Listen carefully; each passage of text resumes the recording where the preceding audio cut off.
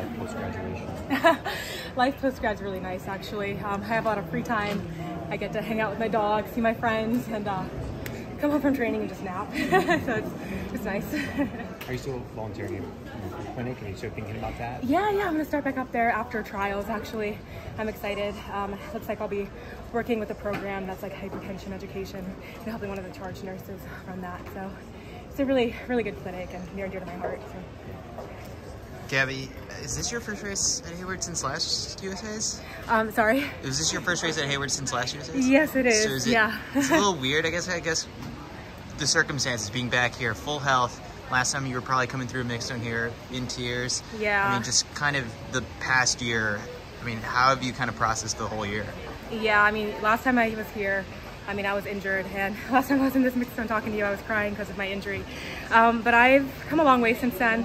I finished that season pretty strong, so even just coming back from that injury that year was really healthy for me. And then this year, I mean, we've learned a lot. I've been a little bit more conservative in my training and my race schedule, and so just giving me the opportunity to come out here and just have the chance to win. But I feel really fit, really sharp, and really healthy, and I'm really excited. It feels really good to come out here and try to take back my crown as 200-meter queen. So I'm looking forward to it. 22:28 for the opener. How did that feel? It definitely, I haven't run the 2 in a minute since Paris, so I was kind of getting things back and getting the feel for it again. But it felt really good. I was in lane 8 on the outside kind of by myself, and so it ended up feeling, you know, a little bit like a time trial for me, and like, okay, I started overthinking my form a little bit, like overthinking like what I was doing, and I was like, well, okay, you know what, just cross the line, qualify tomorrow. We have semifinals and finals tomorrow in a very short time span, so I need to make sure I feel good for that. Did you do anything between New York and now to kind of prepare you? Because, like you said, short time span, but you did the 100 and 400, right? Yeah, I did the 100 and 400 for fun and just to put together a good little race plan for my 200. But after that, we really didn't do much. Like I said, we've been really conservative this year to make sure that we don't get a repeat of last year. So it was really just tuning up, maintaining fitness, and getting ready to run here.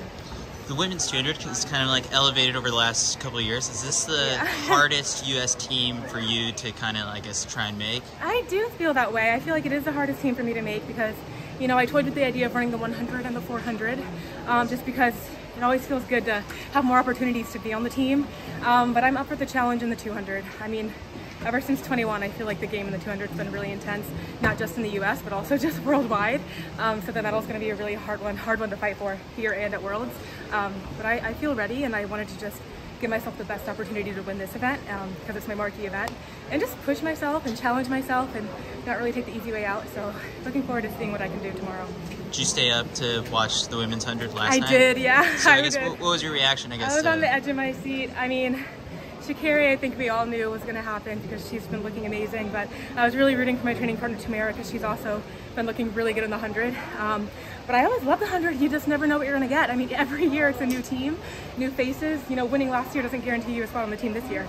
And that's part of the reason why we decided not to do the 100 because it's so, you never know what's going to happen. But it was really exciting, and it got me really like anxious to run and compete today.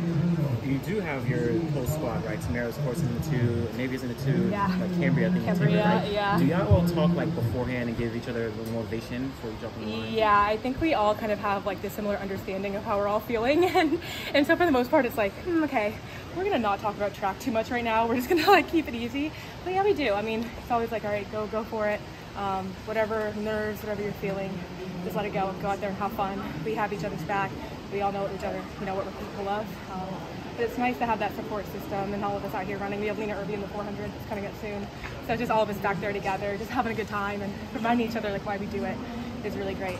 At this point in your pro career, I guess, what are Tanja's final instructions for you before you come out? That's a great question. I mean, Coach does not give me any type of instruction before I go out. I mean, I think the understanding is that at this point in my career, I know what to do.